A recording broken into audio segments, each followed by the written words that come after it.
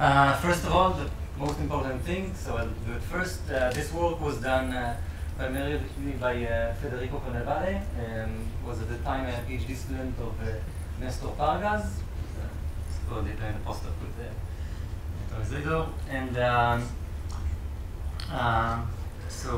and the collaboration with Victor Del Fuente and Ranulfo Romo and Nestor. So, the talk is about perceptual something. So first I would like to begin by trying to understand what's in a percept.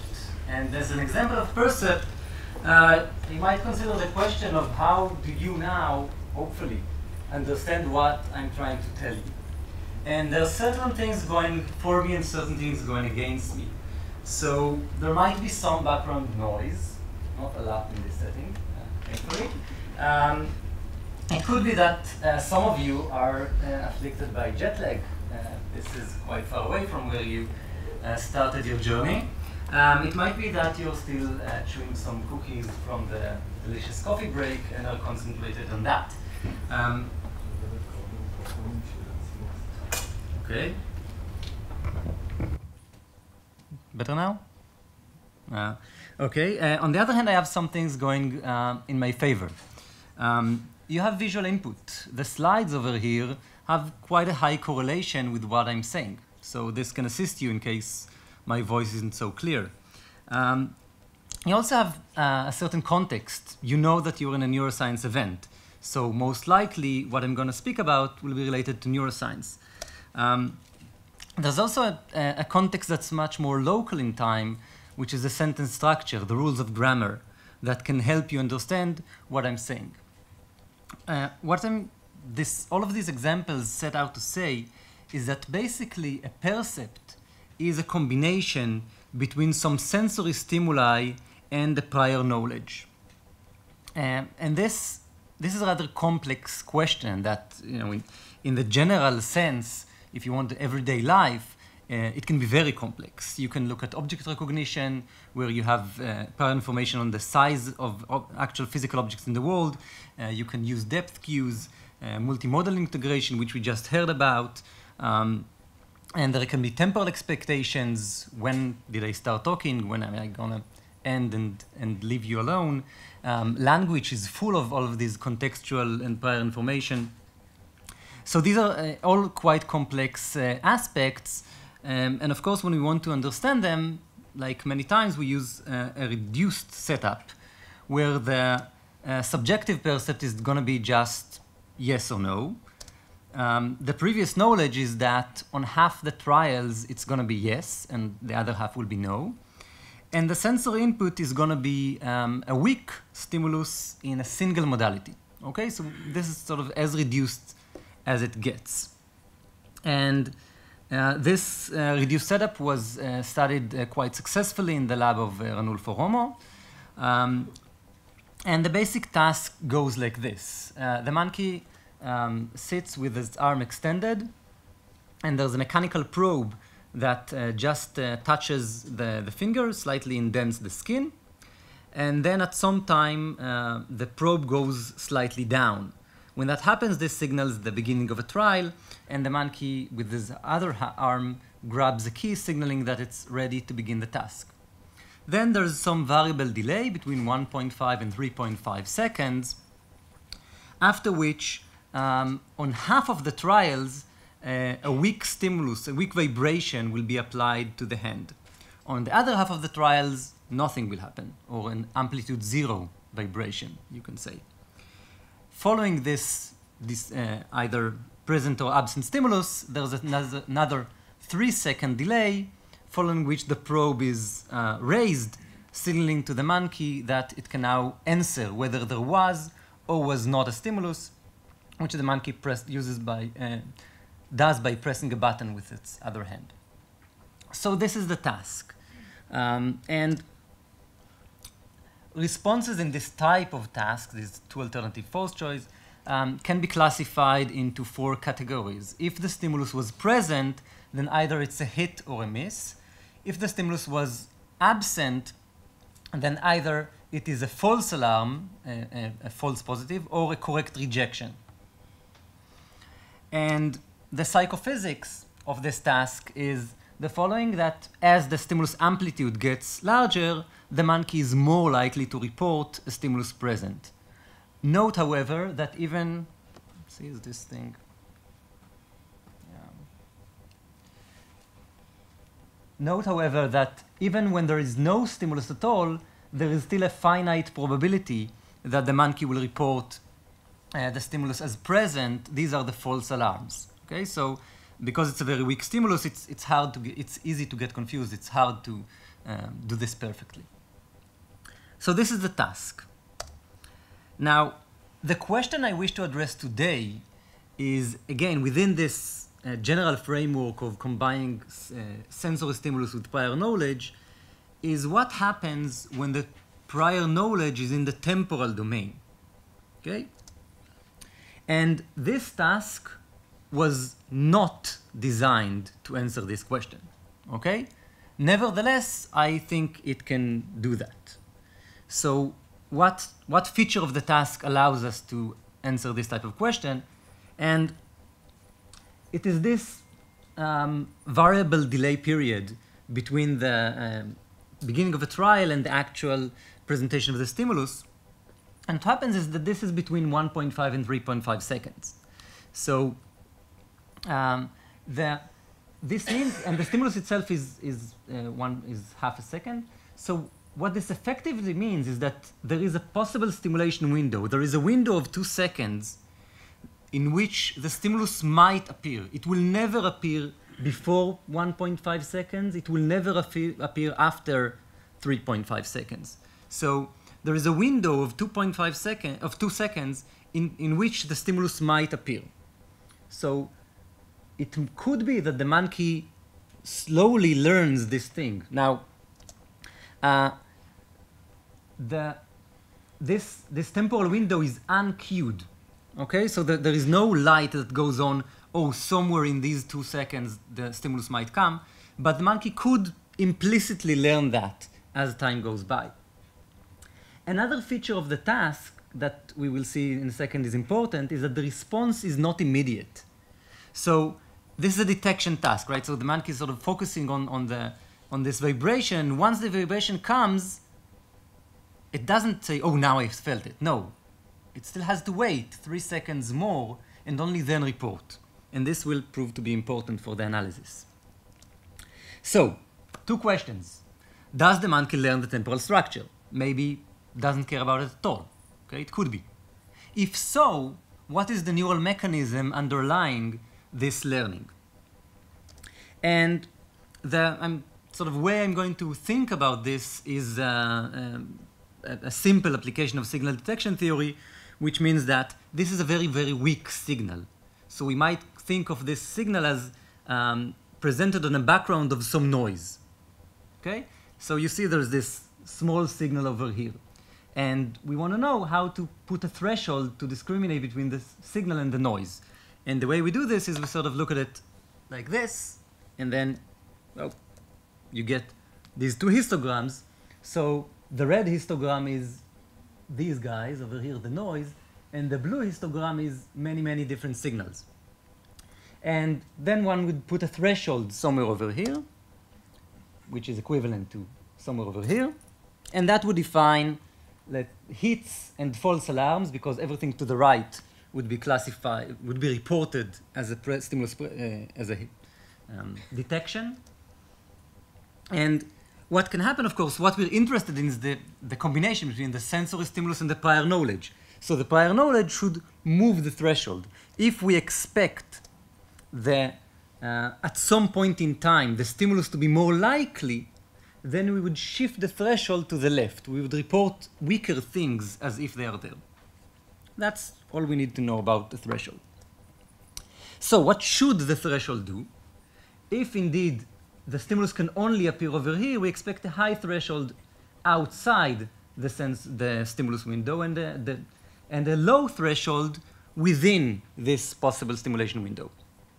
And if this happens, then it's very easy to detect, right? So we should see more misses outside, right? Over here, we should have more misses. And in here, we should have more false alarms. So we can just look at behavior. But there are no catch trials. There are no trials outside the possible stimulation window. Okay, the task was not designed for this question. So we cannot look at misses, at misses outside this.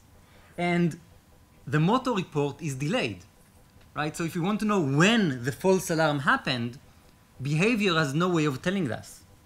Because even if the monkey felt at this moment an hallucination, like a false alarm, then if the hallucination was here or here, the report would still be over there. So we have no way of using that information. Okay, but still we want to ask this question. So what if, once there's a detection event, either true or false, it triggers some stereotypic population response in the neurons? This seems quite reasonable, right? A decision, what do we mean by a decision? A decision is a commitment. So once you commit, you go some path, some irreversible path. Otherwise, you didn't decide yet. If that is true, then we know about the hit trials, right? So the hit trials can give us a hint on how this stereotypic response looks like. And then we can go to the false alarm trials and search for the same pattern, the same signature, and use that as a way to detect the moment of false alarm. So we go for neural activity to the rescue. We don't have behavior, maybe the neurons will help us. Luckily, we know from many studies from the Romolab that there are areas, this sort of shows the stimulus amplitude and the response, and the sensory area will have a more or less linear or gradual response, whereas a more decision-like area will have a step-like response, as we see, let's say, in the orange one. And there is a progression of the areas that go to a more decision-like behavior. And the area we are looking at, which is premotor cortex, is more in the decision side. So this commitment and this stereotypic response might be detected in the premotor cortex. So here are examples of a few neurons. Again, so there are 3 neurons. On the right side, you see the PSTH of a hit trial. And the gray bar is the stimulus. So this neuron elevates its firing rate in response to a stimulus and then goes back to baseline. This neuron elevates much more and goes to baseline. This neuron elevates and doesn't really go to baseline. And now I'm going to look at false alarm trials. Now I know it's a false alarm based on the report at the end of the trial, but I can of course go back and look at the single trial data throughout. And what I see is that, by the way, these are all 3 were recorded simultaneously. So what I see is that the single trial sort of looks like it, and sort of looks like it, and sort of looks like it. Note the sort of persistent firing after the stimulus that is similar in both cases. So this seems like it might work. So, of course, I had a gray bar in the PSTH, and these are 10, 20 trials. I don't have a gray bar because this is an hallucination, right? There is no stimulus here. So the red point is where I think the monkey could have hallucinated the stimulus. So how do we go about doing this more systematically? For every neuron, we take the PSTH of the hit trials, we cut out a template, then we go for every trial of a false alarm, and we just sort of slide this template to find the best match of the single trial data to the PSTH of the hit. And then we can realign the false alarms based on these detections. And the blue is the hits, and the green is the realigned false alarms. Okay? So it seems to work very well that when we realign, we sort of do a PSTH based on the inferred moment of false alarm, we really get this same PSTH-like. Now, if I were sitting in the audience at this moment, I would probably throw something at me, because this is the most circular argument one can present, right? I just took a template, and I passed it over some noisy signal, and I took all the points which were similar to the template and averaged them. I'm going to get the template, right? It's not really a big surprise. Okay? This is why I'm standing behind the podium. So another point in my defense, beside the physical one, is that we were worried about this, obviously, and we did some controls. One of them is correct rejection trials. So in the correct rejection trials, we presumably have the same overall statistics, so the noise looks the same. So if I'm able to pull out something from noise, I'll be able to pull it out from correct rejections. The black lines are correct rejections, and indeed, there is something there in both cases. But A, the amplitude is much, much weaker, and B, the template was defined in here, but the match of the false alarm extends beyond that, because the stereotypic response continues on. So you see that in both cases, the response of the PSTH outside the template is matched for the false alarms, but not for the correct rejections. So this sort of makes us feel a bit okay. And now another thing that, if it's a true signal, should happen, is if you have two neurons that were recorded simultaneously, then the percept happens at the same time. So if it's noise, then we'll get one detection here in one neuron, detection there in another neuron. If it's a real percept, then it will happen at the same time in all neurons. So what we're doing here, I should replace this plot. Okay, what we're doing here is taking two neurons recorded simultaneously and plotting the detection events of one neuron, the time of detection, one neuron versus the other one. Okay, and the left plot is only the ones we are using, okay? Only the ones we are using that are close to the diagonal. Okay, if I plot all of them, it will be quite full. And this histogram is the histogram of the distance from the diagonal. Black is what you expect, the black line is what you expect if you just take points by chance. Okay, if you just throw points on the line, on the plane. Black bars are the correct rejection trials, which match the random assumption pretty well. The green bars are from false alarm trials, which seem to do the random quite well, except for something on the diagonal. There are more points, there are more simultaneous detection events than one would expect by chance. This is quite a weak signal. Okay, so what I'm saying is that all I'm going to base myself on is that something like 25% of what I'm going to show you is not noise. Okay, that's single trial data. This is the price one has to pay for asking single trial questions. But it's still there, so I might get something out of it. Okay, so now I'm going to plot the probability. When do false alarms happen?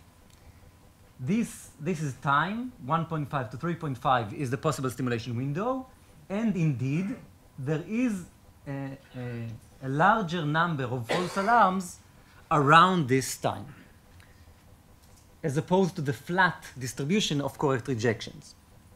So the monkeys are able to infer the implicit temporal cue and use it to their advantage. Okay, it's a noisy signal. I just showed you where it came from, but it's still there. Okay, so the next step, I want to ask some questions about how this comes about. So I now hopefully convinced you that the monkeys are able to infer this temporal structure, and that using actually neural signatures rather than behavioral ones, because of this task protocol, we are able to extract this information. And now the question is, how does it work? I mean, how can they do that? And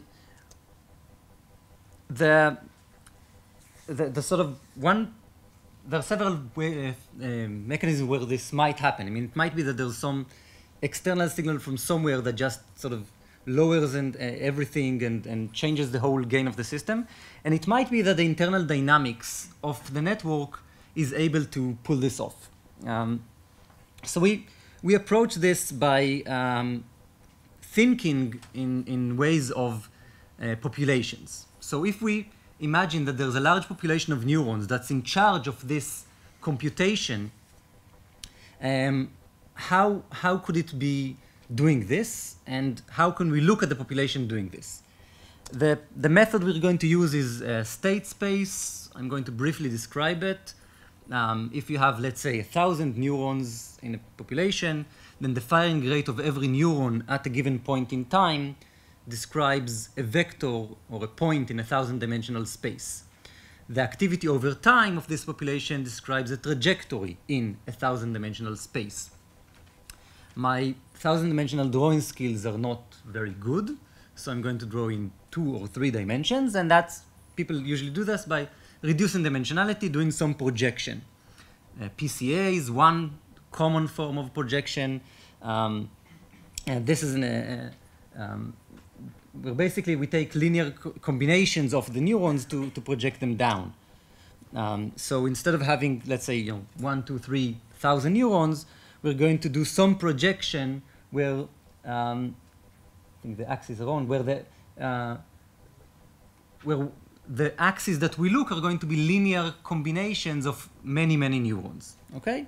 So this is what we're going to do here. The specific projection we're using is not PCA, but rather projecting to the sensitivity of each neuron to the amplitude and sensitivity of each neuron to the choice. The qualitative results do not depend on that. They hold also with PCA. Okay, so now let's see what do we see and what do we try to look for. How does one implement such a thing? One way to think of it is if we look at this abstract space and we think of a decision, an irreversible decision. So we might think of some manifold or some plane in this high-dimensional space that will be a separatrix in dynamical system terms, that if this trajectory crosses the separatrix, then the dynamics will carry it off to a decision. And if the trajectory is not able to cross the separatrix, then the dynamics will make it decay back into baseline. So we can imagine some separatrix here, and there's a yes response or attractor in dynamical terms, and a no attractor. And the key thing, the key insight here is that the monkey is sitting without moving and just waiting. So in a sense, nothing happens. But it's not that nothing happens. So time goes on and the dynamics is not stationary. The dynamics doesn't stay put when time goes by. So when nothing happens, the trajectory of the dynamics actually goes towards the separatrix, hangs around there for 2 seconds and goes away.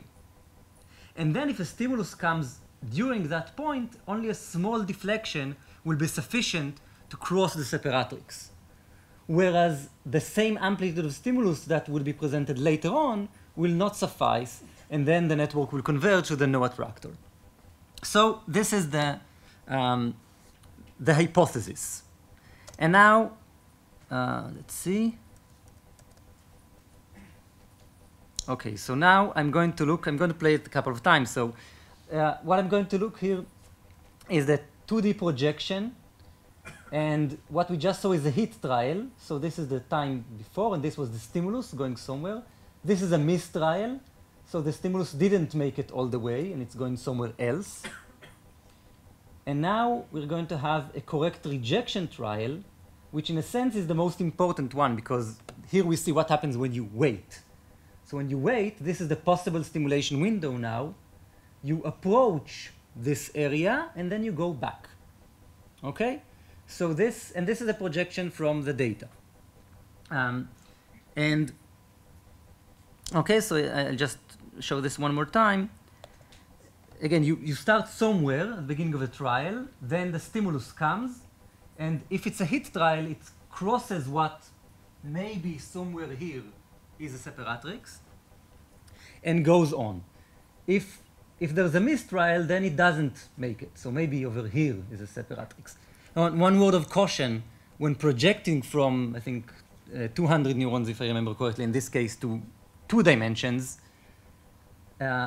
it's not really possible to say this is a separatrix, okay? The actual separatrix is a 200-dimensional object. So, so the directions are not, cannot be directly inferred from this picture. The thickness of the line signifies that? Yeah, the thickness of the line is the stimulus. So in the heat trial, this is the thickness of the line. So obviously, if at the onset, already half the stimulus was sufficient to cross the threshold. And here also, this is the stimulus, and after it's over, there is the decay. And in the correct rejection case, the thickness of the line signifies the 2 seconds of the possible stimulation window. Okay, 130 neurons. So these are the, so this seems somewhat congruent with the idea that we had of approaching this separatrix. And now, one thing is that, again, if I'm sitting in the crowd and throwing stones at myself, I'm always a bit worried when I see 2-dimensional plots of 100-dimensional objects. Maybe I chose this nice thing where it, where it shows. I'm sure that with a lot of effort I can choose many things in here. So what we did is sort of say, well, the hypothesis is that this, if I follow the correct rejection, then at this point in time, I'm closer to the separatrix. Of course, I cannot measure the separatrix. My closest approximation is to ask at the end of a mistrial. Okay, so I have a mistrial. Then there was a stimulus. And apparently, a mistrial means that I'm pushed close to the separatrix and don't make it. So the end of a mistrial will be my approximation of the separatrix. And then I can measure the distance in the 100-dimensional space between the separatrix and every point of the correct rejection trajectory. And this is what we see here, that there's a minimum, more or less, in the possible stimulation window, which sort of says, this says that this is okay. Okay, and now the final part is, we wanted to think further. Okay, so we see that this hypothesis of approaching a separatrix seems to make sense.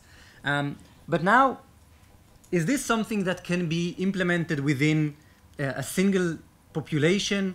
Is this something that must have some external network that measures time, and we must have a signal that looks like this, that has the possible stimulation window injected into the network, and otherwise this cannot be done? So we wanted to ask, can an internal network dynamics do the job? Are they sufficient? And we approached this by training a simulated neural network. This was done within the framework of reservoir computing or echo-state networks. And the idea is quite simple. You take a randomly connected recurrent neural network, so it has its own rich dynamics. And then you basically translate the experimental protocol into the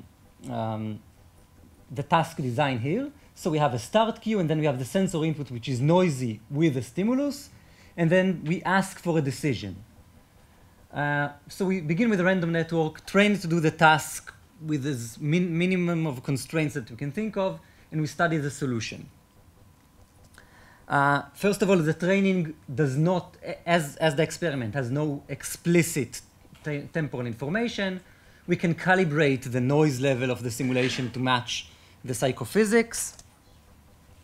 And then we can repeat the exact same analysis of the false alarms and get the same noisy but significant elevation of false alarms during this point. Here we can do something that we cannot in the experiment. We can have catch trials of all amplitudes at all times, so we can really measure the minimum amplitude required to cross the threshold, and we get this nice minimum. Of course, if we rescale in the simulation the possible stimulation window, then the minimum will follow this thing. So the network is able to infer this timing information.